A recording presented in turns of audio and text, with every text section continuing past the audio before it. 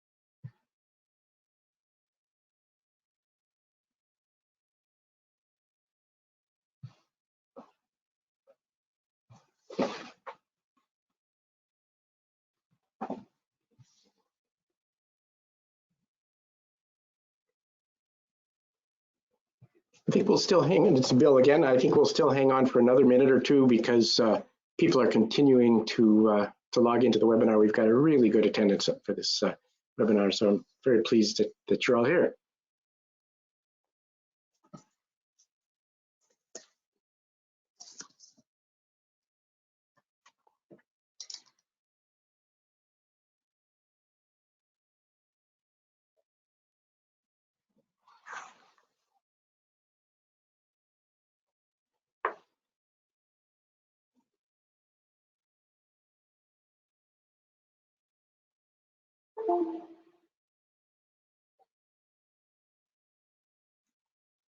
All right, it's just about 3 minutes after, so and we've got a really nice big attendance, so thank you all for being here. This is the first in the Meaning Matters series of webinars from Access Innovations called Why Keywords Don't Cut It. First, let me give you some housekeeping details. First of all, you're all muted, and if you have questions, you should be seeing a question box in the control panel off to the right. So please put your questions in there, and we'll have time at the end for Q&A. Heather Cotula from Access Innovations will read the questions when the presenters have finished.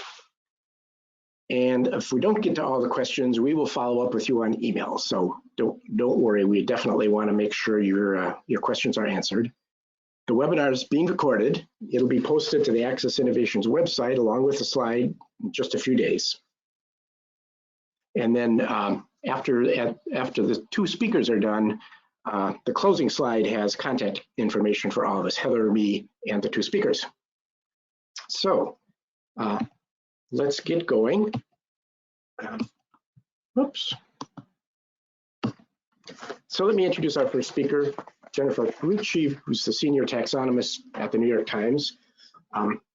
You're seeing this, you can read this, but not everybody can see this. And for the use of the recording, I will just read Jennifer's bio for you.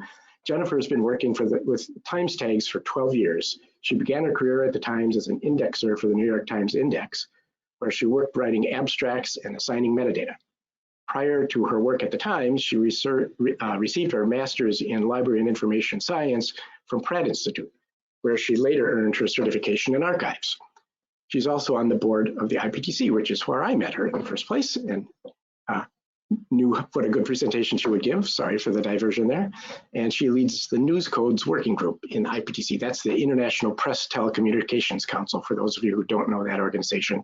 It's the technical organization for all the big media companies. She's with the Times, the AP, BBC, Agence France Presse, et cetera, are members of the IPTC. I want to give them a plug because a lot of people in publishing are not aware of IPTC, and they do really tremendous work. So Jennifer has always been passionate about books, organizing content, surfacing historical treasures, and making sure that everyone can find what they need. So I will turn this over to Jennifer. And Jennifer, it is all yours.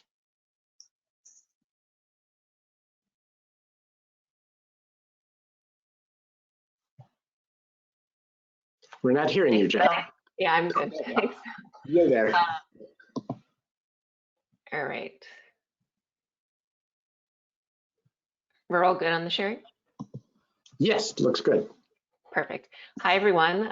Thank you so much for having me today to talk to you about what we're doing with metadata at the Times. So I'm going to take you through a little history of tagging and metadata, what we're doing today and what we're using it for. So the Times has been in the metadata game since the beginning.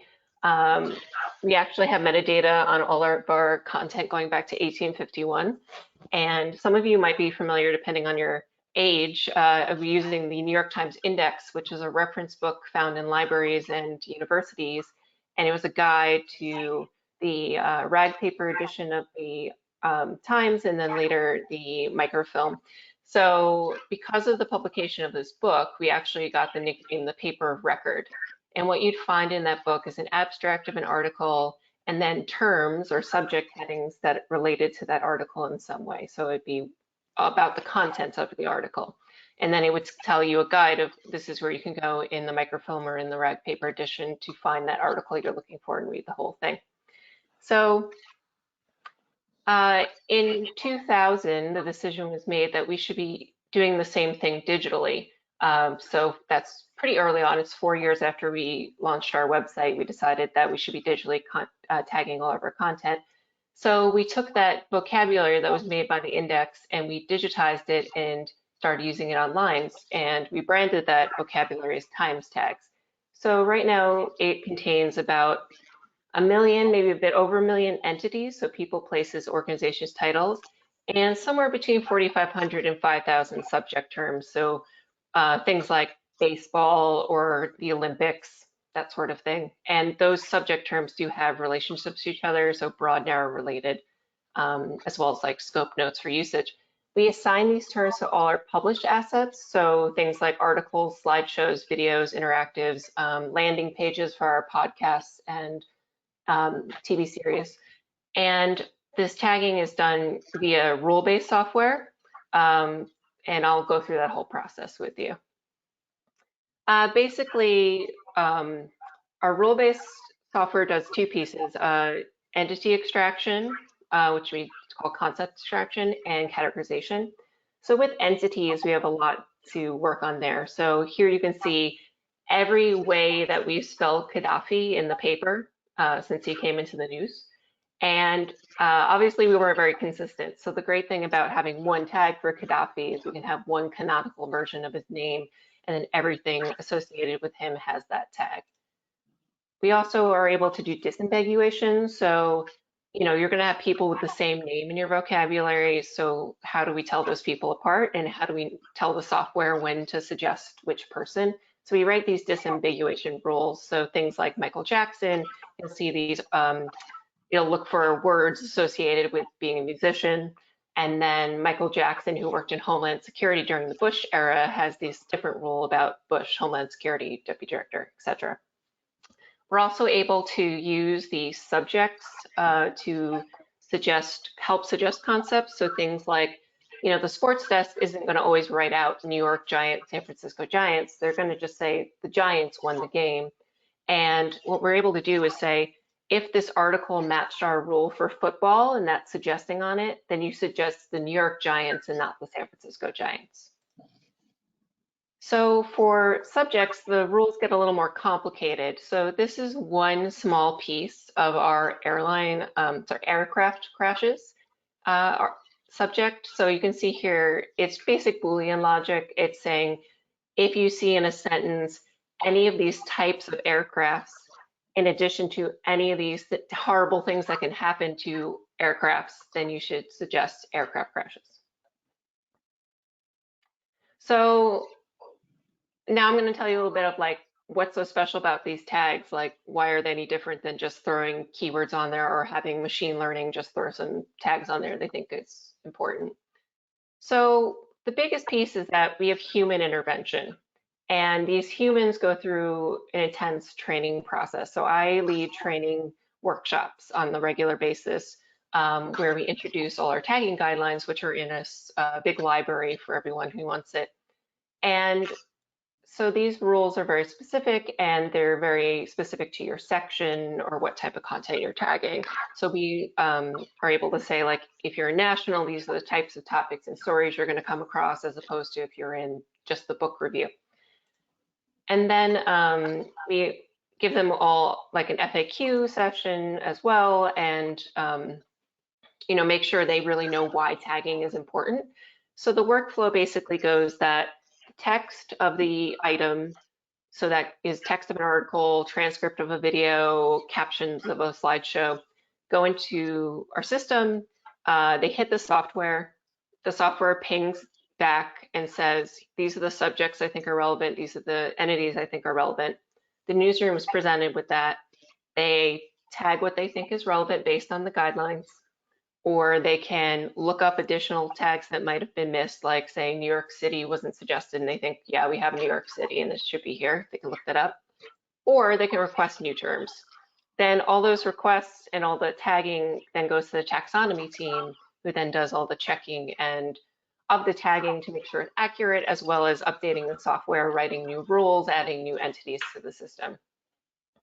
So this is a shot of our content management system.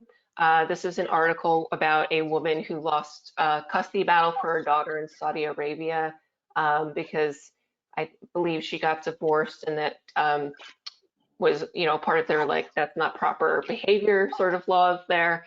So here you can see on the left, we have subject terms suggesting, and you'll see like child custody support and, all these things that may or may not be relevant. The scores you see there are how relevant the software thinks that subject is. But why we need a human layer is, I'll show you, if you go down that list a bit, you'll see yoga suggesting, and it's actually not a false positive in the sense that there is a paragraph in this long article that talks about how she was the first woman to open a yoga studio in Saudi Arabia. But a human knows that's not the actual focus and aboutness of the story, so we wouldn't include that. So that keeps you from having this article show up on feeds for, if you want to follow the topic exercise and fitness, you're not going to get this article and be like, why am I seeing this? Additionally, with our subject terms, we provide scope notes. So when the newsroom is tagging something, if they're unsure of how to use a term or if it should be there, they can hover on the blue question mark there and get a scope note that is written by the taxonomist, and that'll tell them how they should be using that term. This is very helpful for very nuanced subjects. So we have both cyber warfare and cyber attacks and hacking. And the difference being cyber warfare focuses on a country being the target or the person who's attacking, versus cyber attacks, hacking, which is more like an individual who might be hacking into a bank or hacking a website and doing something. This is a shot of our harvest terms module. So as I mentioned before, if the newsroom is tagging and they don't see what they want, they can request a new term, and all those requests come to the taxonomy team. The majority of those requests are personal names, and organizations that might appear in the news. Someone committed a crime, someone's running for office, they haven't been in the news before. We'll add them. So the taxonomy team will look through the suggestions in the morning. We'll look at the article, say, is this person the focus of this article? If so, we'll go into our term management system, which is called Terminator, and we will add that person as a new name, write a disambiguation rule, and then retag that article so that that metadata is then on there. After all of that, at the end of our day, when we've done all the new adding of terms, when we've looked over the tagging that the newsroom has done, we send out a daily report back to the newsroom. So this closes the feedback loop for training, ongoing training. Things change, new topics come up. You're never going to be 100% trained in tagging because you have to learn what's going on and what's new. For example, with the coronavirus, obviously we had to add a term for that. And then we also had, like a split in our content. So we had very serious content that was about the virus and about health and about politics and what's going on. And then we had all this content that was about how to cut your hair in quarantine, or, what movies you should be watching now while you're stuck inside. So we actually made a separate term called quarantine, life and culture. And we were able to communicate through this daily reports in the newsroom, like, you should tag coronavirus when it's actually about the coronavirus. But if we're talking about fun things to do while you're quarantined, that's not going to cut it for coronavirus. You should really be using this quarantine, life and culture. So we'll communicate those sort of things. We'll do standout tagging for the newsroom, say good job on these this tagging. This is a good example for everyone else. We'll do a tip section. So this is everything we changed in the tagging. And that could be anything from like, you really didn't tag what you should have, to I added this term, but the software failed to suggest it, so I fixed it for next time. And then we give a feedback loop. So everything they requested, we let them know whether or not we added it. So then the question comes to, why are we doing all this? What are we doing with all this metadata? So I'm going to give you a few examples of what we're doing. This is not an exhaustive list, but I think this covers a few key points. One very simple thing we're doing with this metadata is we have collections and topics pages on the site, and these provide an aggregate of content all in one subject. So if you're looking at a section front for climate, for example, you might think, yeah, that makes sense that everything climate desk published should be there. But without tagging, we wouldn't get the stuff that was about climate, but in another section. For example, if the autos desk wrote about electric cars, that wouldn't necessarily go into the climate section front. But through a query on the tagging, we can say, I don't just want things in the climate desk, I want things in any section in any desk that have to do with climate, and let's all aggregate them together. Your feed is a project we have on our iOS and Android apps.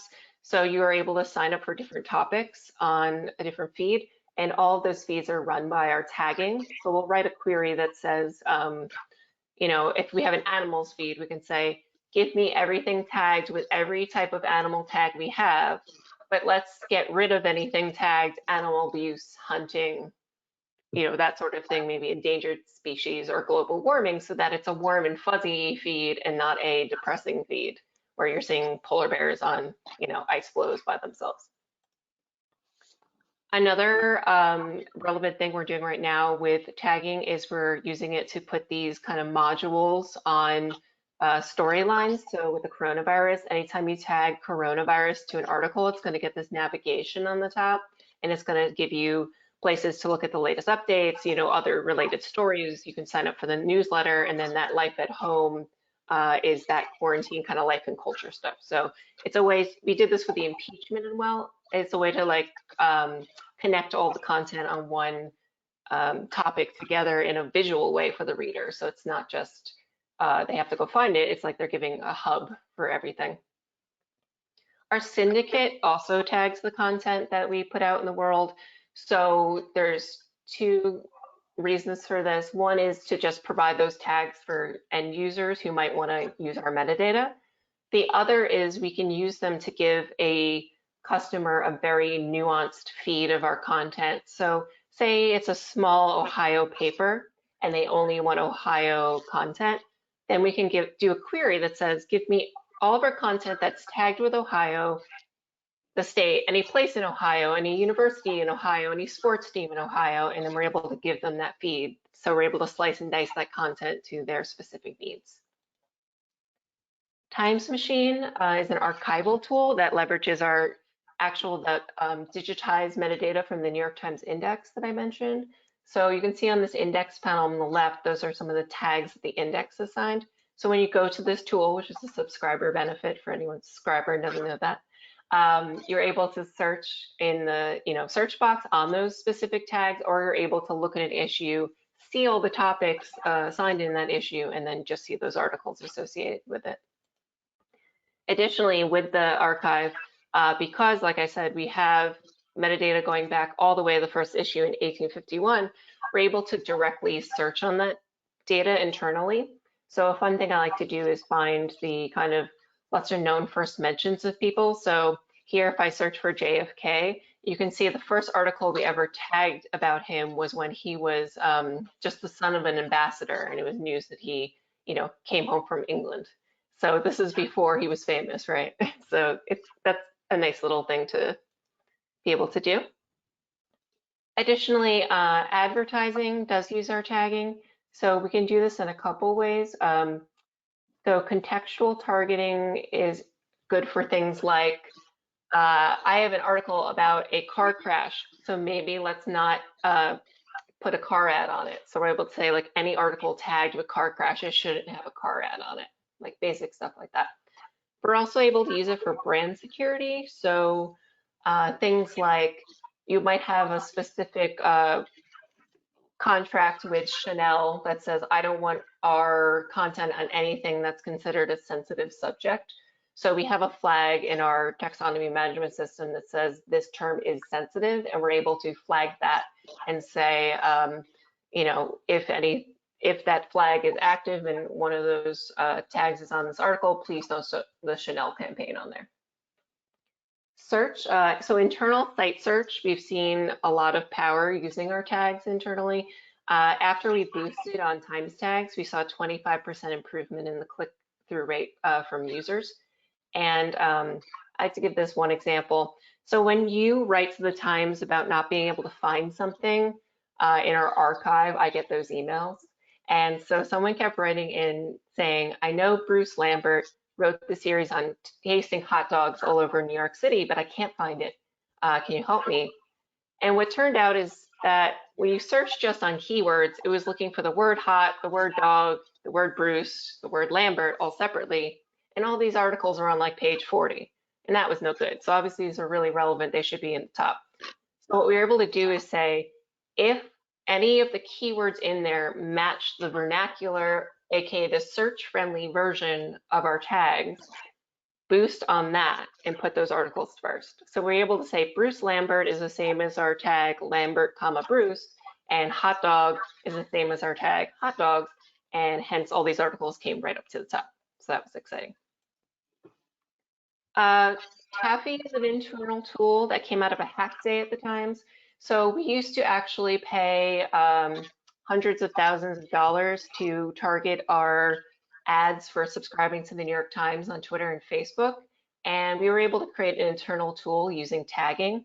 So we used our taxonomy and said, this tag is the same as this interest group on Twitter or Facebook. So articles with that tag should be the articles used to promote subscribing to the New York Times.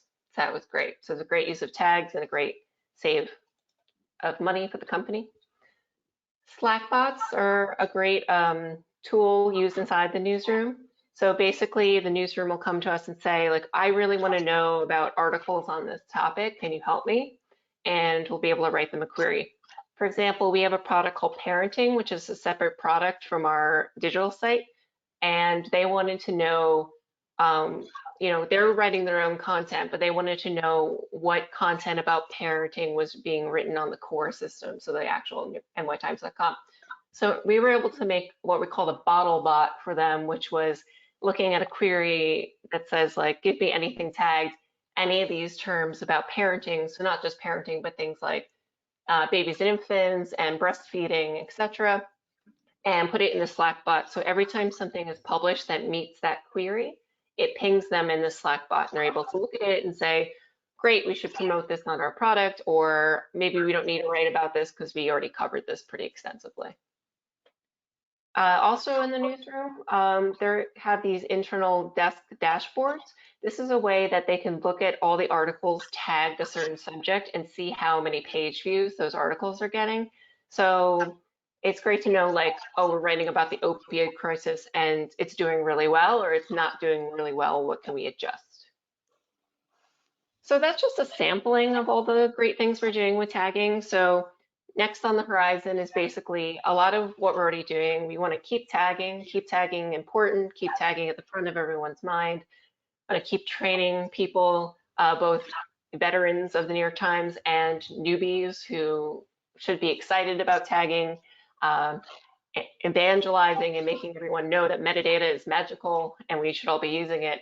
And to help everyone tag, we are trying to internally develop some more better tools for surfacing and browsing the taxonomy.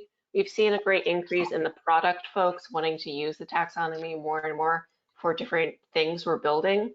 And there's not a real good way for them to go in on their own and look at that taxonomy and browse that. So that's something we're definitely working on. Also, the classification software we're using is fine, but we're actually shopping around for new and better classification software. So we're in talks with a few people about that. All right, so that's it for me. So Bill, I will attempt to hand it back over to you. Okay, thank you. That was fantastic, Jennifer. Really, I hope illuminating to people, although I think we've got a very knowledgeable and literate audience looking at the attendee list. But I really thought it would be useful to see a really extensive and highly evolved taxonomy like yours and how you use it so extensively. It's just a fantastic example. And one message that I think comes through really loud and clear is that taxonomy continues to evolve, right? And if that's, it's most obvious in the case of an organization like the Times, but that's actually really true of almost all taxonomies. So we will take questions at the end, but I was just alerted to the fact that there is one question that is specifically for Jennifer. So Heather, do you want to go ahead and pass that question along to Jennifer and she can answer it before we go on to Chris? Yes, and at this point, there are actually several questions specifically for Jennifer. The first one is, are all your tag terms created within NYT, New York Times, or to what extent do you import and use external standards, for example, lists of planets, names of chemicals? So actually our entire taxonomy at the moment is homegrown, even all the names and all those millions of entities. The only thing we're using at the moment with an asterisk is titles, movie titles. We are using an IMDb feed for that because it was just killing our, right now we have a very manual process of typing in. We are always looking at the idea of how to handle entities better, but I think that will come once we decide on a new software and see what what can be offered and what can be integrated. And I think that if, now that you've mentioned that there are a bunch of questions that are specifically for Jennifer, that's because Jennifer just finished speaking. So let's hold those to the end and they can still be directed to Jennifer because I'm sure that Chris will get questions as well. Is that okay? I'll assume the answer is yes. And I'll go ahead and introduce Chris. Chris Rudy is Senior Digital Product Manager at Health Affairs, which publishes influential health policy journal Health Affairs, as well as timely high-profile content on Health Affairs blog and as health policy briefs.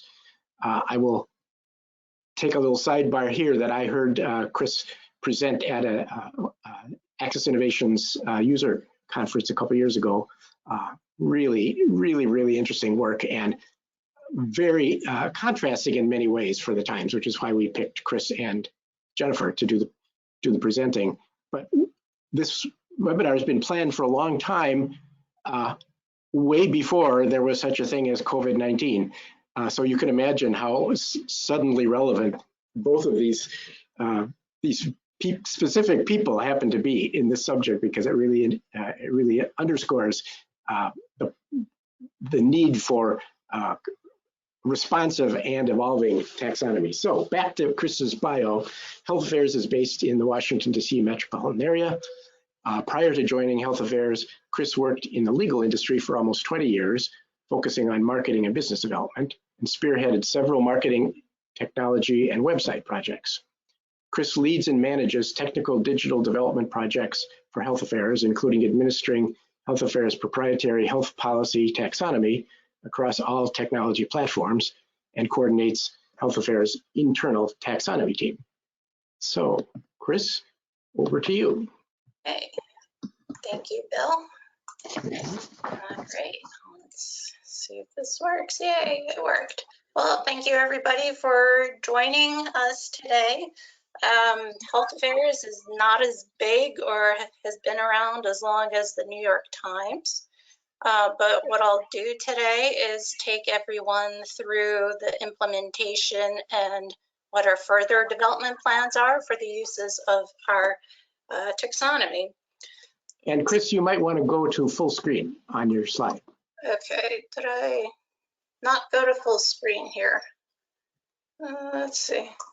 Click in the upper right, the square by the X, and see if that does it. Okay. Oops. Oh, wait.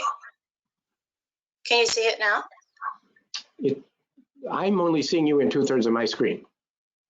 Let's see. Can you see? Let's see. I fixed it. I was able to do it on my end. That's it. Thank you. Sorry for the distraction. Okay. All right. So a little bit about Health Affairs. Health Affairs started as a content platform, originally as a hard copy, peer-reviewed scholarly journal in 1981. And now we produce multiple lines of products, our peer review journal, blog, policy briefs, events, and podcasts. And a little bit more about what I do. So as Bill mentioned, I'm the responsible for the overall implementation of our digital platform, its functions, and make sure all the technology works well together. And my mission is to build collaboration and make sure everybody talks to one another, from editorial, technical, digital teams, production design, business, and communication staff members. Oops. Sorry, guys, I'm having a little trouble here with my slides. There you go. Okay, so, oops, I pressed to.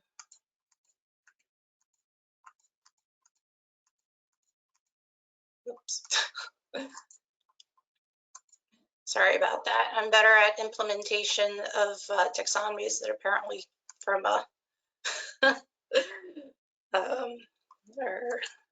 okay. So here we are in 2016. We finished building our taxonomy, but we were in a holding pattern until 2017 when we started our website migration. And at the end of 2017, we launched our new website platform. Then in 2018, we started integrating our taxonomy with our migration of our manuscript and production systems. And our next integration will be with our marketing and customer data platforms.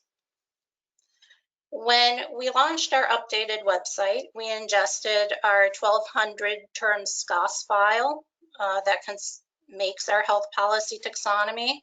It's a hierarchical structure.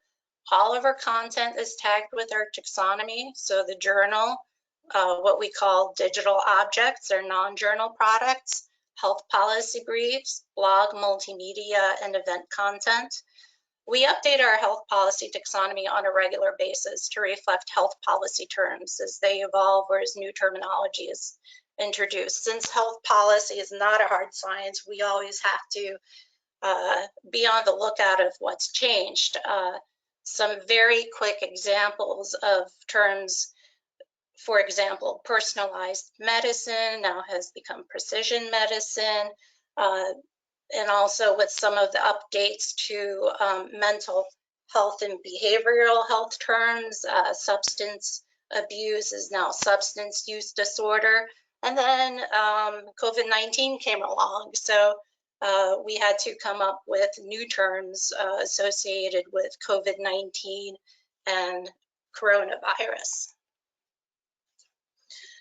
So I'll take you through a little bit about how our content gets tagged with our different various workflows. So before we publish an article on our journal side, we use a combination of machine reading and human intervention for tagged content output. And some of the challenges arise are when different team members are responsible for tagging different content types, like the blog team has to tag their content, the journal editors tag their content. So how do we make it all work together? So as part of the process, we make sure that the editorial and production teams establish workflows that include cross communication for consistent tagging process. So that means artificial intelligence doesn't always mean 100% of the work, but it provides a good start. And you can see here in this slide is how our content tagging works in our production management system. And I just left the screen here.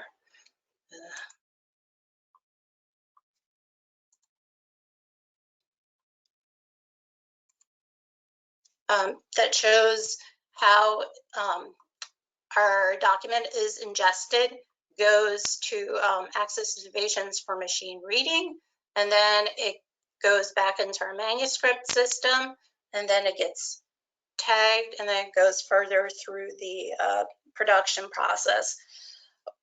Some of the major questions that we asked when we integrated the technology between the different vendors is how do you create streamlined workflow, and also who should be involved with the tag of the content. In addition to the editors, should the authors be involved, the reviewers?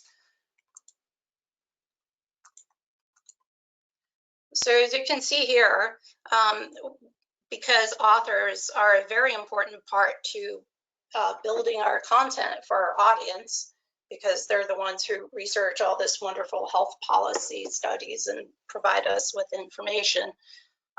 We also gave the ability for authors to provide additional tags in fields as keywords. So the keywords aren't necessarily ingested into our taxonomy right away, but we review the keyword report that's in our manuscript system to see if there are any new jump out terms that we should be including either as main thesaurus terms in our taxonomy term or add them as synonyms to already existing terms. So this is a great way to keep us informed as publishers. What are the researching doing? What are they using? What should be a newer version of the taxonomy term? So there is definitely, obviously, humans working together in addition to the machines. So we're a small organization. So how do we figure out how to update everything and keep it moving? So we established the taxonomy user group. We call it TUG, and no, it's not a tugboat, but we thought it was something fun to keep us motivated. So we don't have a dedicated department of taxonomy programmers and market researchers. So instead, we have a small team of representative members from digital marketing and sales, publishing operations, and production and editorial that we work together to provide recommendations for taxonomy term updates, synonyms, improvements in workflow, or if we need to adjust our machine rule reading output. And depending, we try to regularly meet quarterly. If not, we also have a smaller group of core TUG members to sort of do the quick version of taxonomy updates like we did with COVID-19. So here's a little bit more about how our process works typically with our various job functions. So typically we have the editorial manuscript meeting, then our editor-in-chief says or suggests, oh, we need this new or updated term, or our editors do. We set the implementation date because our tags need to be updated before the publication goes out for a final monthly journal issue. Then I make all the updates. I notify all the stakeholders, anyone and everyone who's involved in using our topics, the content producers, the communications folks, and marketing folks. Then I update all the technology systems, platforms, and then document what changes were made. So we still managed to work everything seamlessly. When the COVID-19 pandemic was declared, we still went through the same workflow. That was just double time. So I just sped up all the research. And one of the things with being a health policy taxonomist is I have to really keep it informed with health policy, what's happening in the world, what's happening in the news, how does it impact with what we published, and how do we get people to our content. Just like many scholarly publishers, we suddenly were publishing double and triple time on COVID-19 content. But in our case, we publish health policy, which is not a hard science. So we still had to look at different sources of knowledge to make sure that our content is accurate and our tags are accurately captured in our health policy taxonomy. And how do we translate all of this information to communicate our content to a broad audience? So we suddenly had to tag our COVID-19 content within the controlled vocabulary of a taxonomy. A controlled vocabulary is a great way to organize content, but human behavior and the search journey aren't always controlled. People use variations.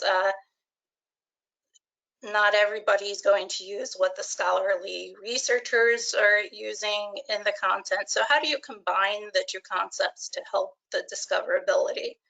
So one of the actions of organizing content is to put them in a website taxonomy. And then another way is to study the search term patterns of the on-site search. So there is a difference between, what search terms are being used via Google versus how on-site search terms. And sometimes you find they're not quite 100% fit. So you have to analyze these different search patterns and combine them. So that's where the use of synonyms comes in handy. So you see here, this is an interesting piece of information I pulled from our on-site search reporting. So this was based on searches made starting from beginning of March to the end of April. And I took out any search terms that were not strictly COVID related.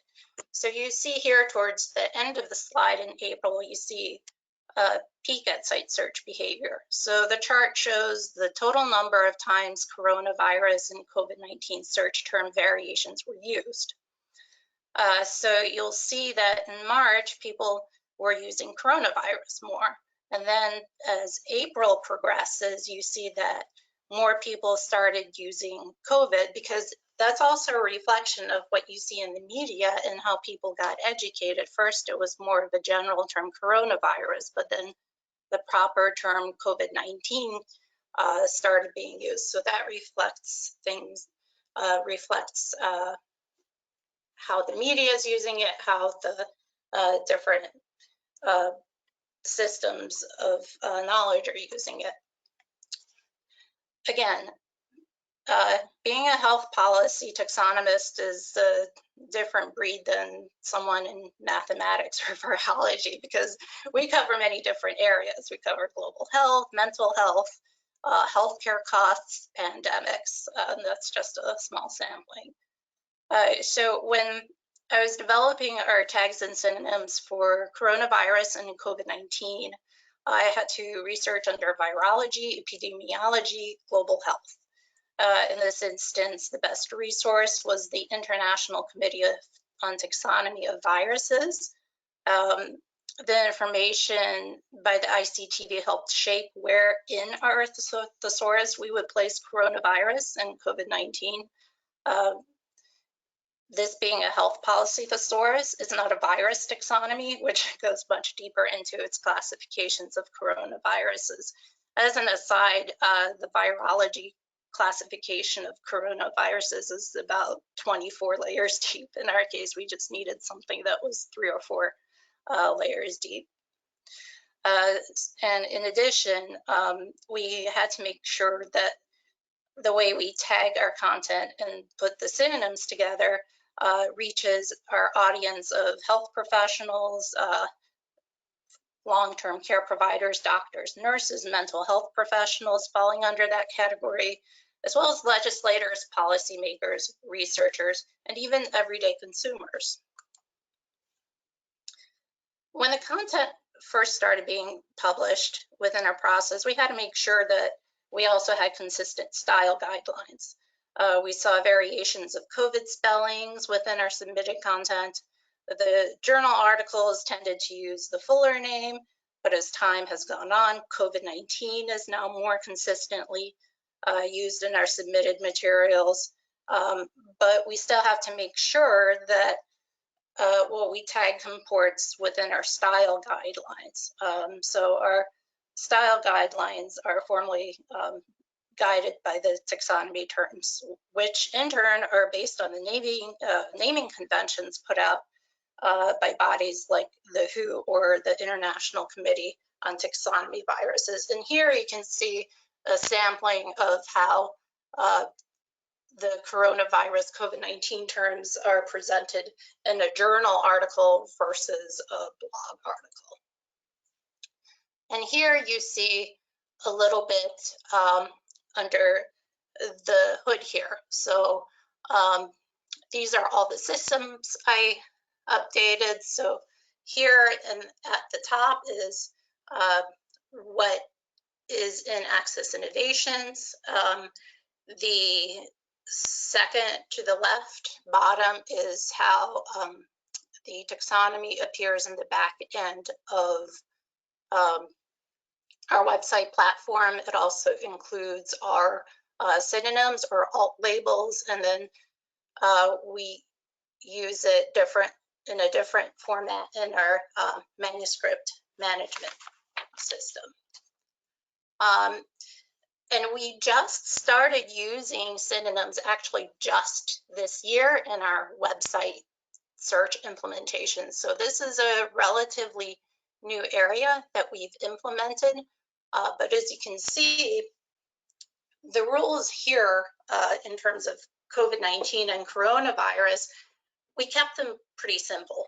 But we also do have other rules that are more complex, not as complex as New York Times, but they can get pretty close because some health policy terms are very broad, and we need to make sure that they get generated quickly and correctly.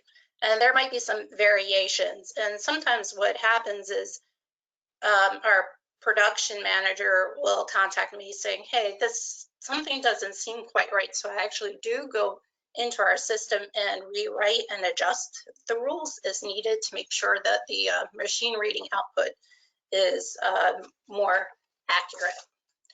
And here, this is how it all comes together. So we have unified search results from all our content, so journal, blogs, multimedia, and in some cases, briefs. We can also create curated topic pages where we can feed in content-specific,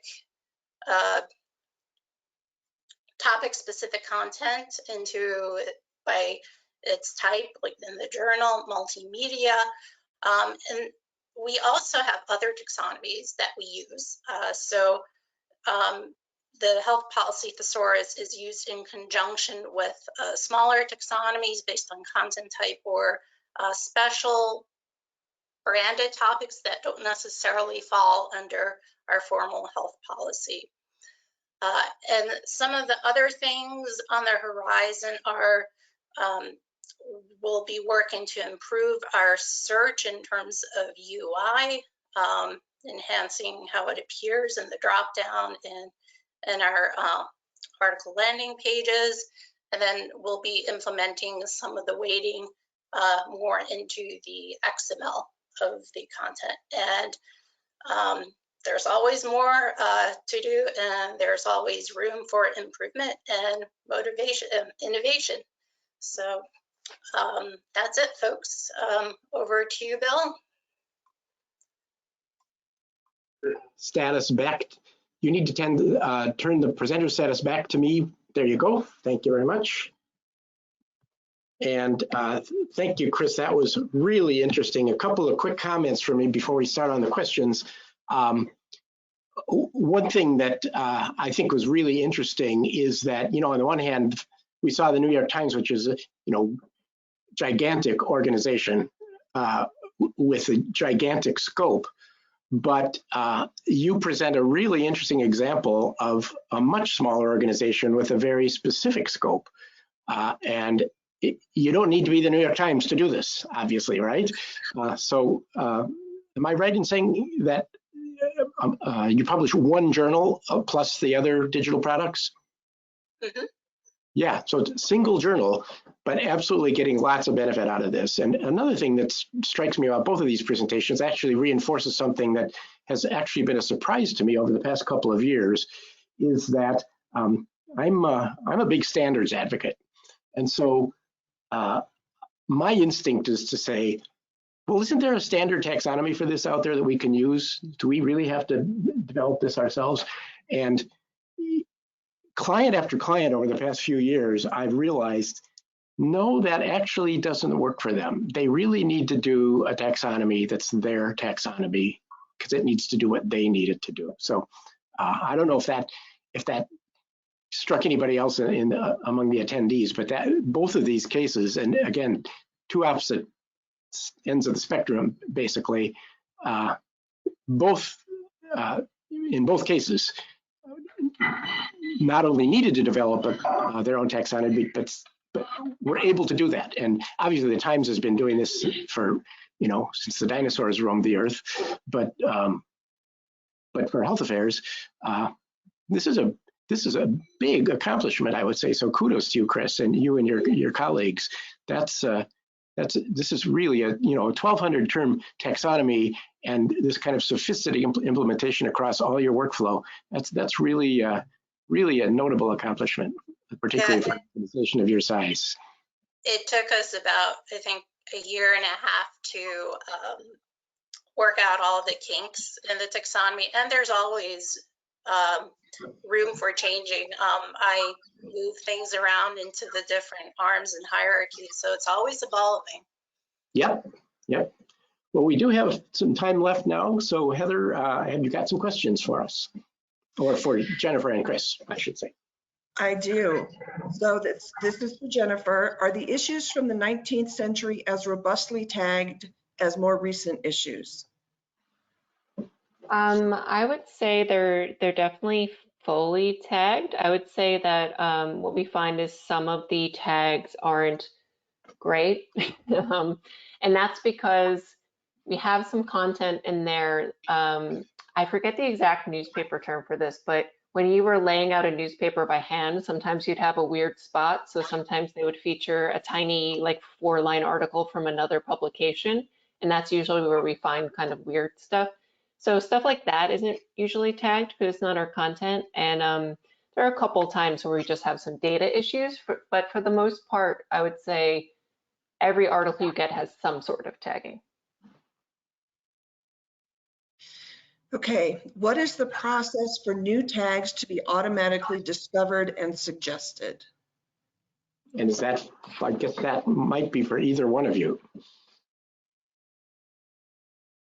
Sure, I can start. At the Times, the process is very manual. It's actually the journalist or the taxonomist reading an article and saying this thing or this person is the focus. So I'm going to request that as a new term.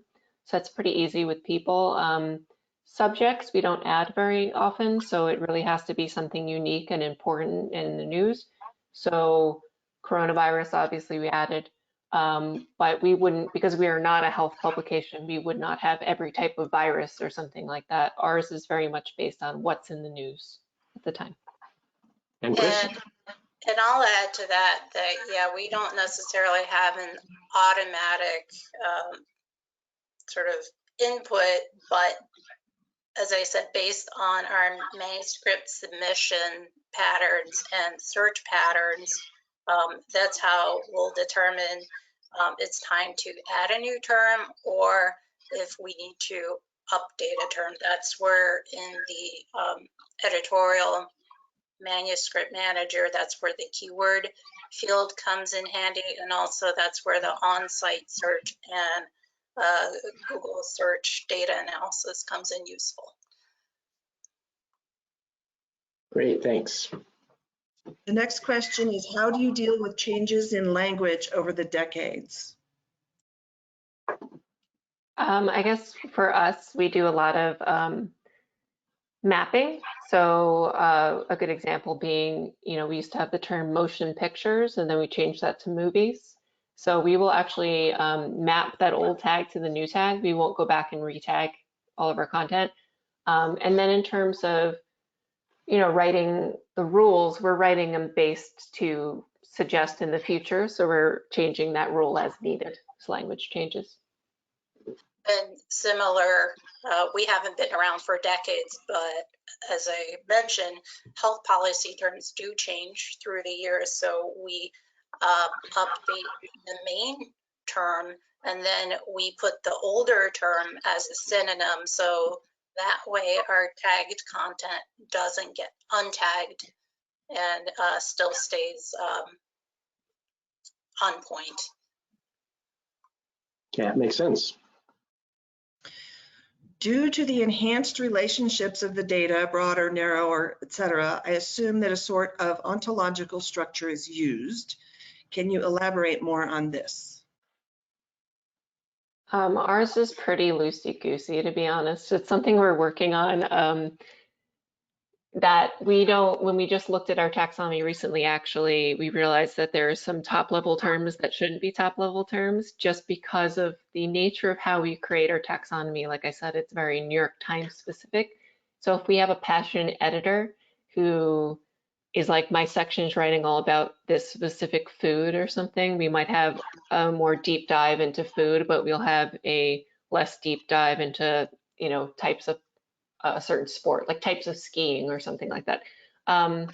So we don't have like a formal structure, like we don't have a set number of levels or anything like that. And it is something we're going to work on to like boil it down to maybe a certain level of top level terms in the future.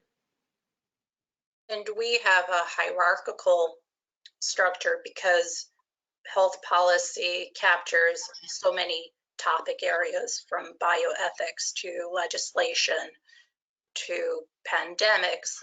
We needed to create a hierarchy, especially on the back end, that helps us categorize our terms. On the front end, we do not show our entire taxonomy.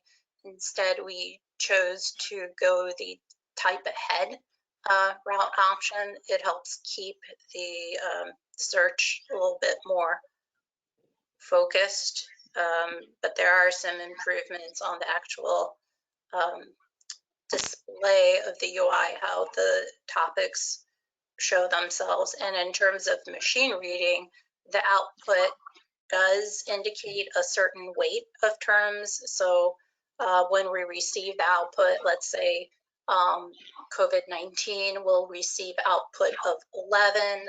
Other terms associated with that specific article will receive like 9, 8, or 7. But then other output can be 5 other terms with an output of 1 or 0. So we'll only use the higher ranked terms in the actual tag that will go up on our website. Great, thank you, Chris. And we are approaching the top of the hour, so I'm afraid we don't have time for any more questions. But as I mentioned at the beginning, we will in fact follow up with all the people who did ask questions to make sure we get you an answer. I want to thank you all for attending, and I especially want to thank Jennifer and Chris, who I think did a terrific job. And I hope everybody found this as interesting as I did.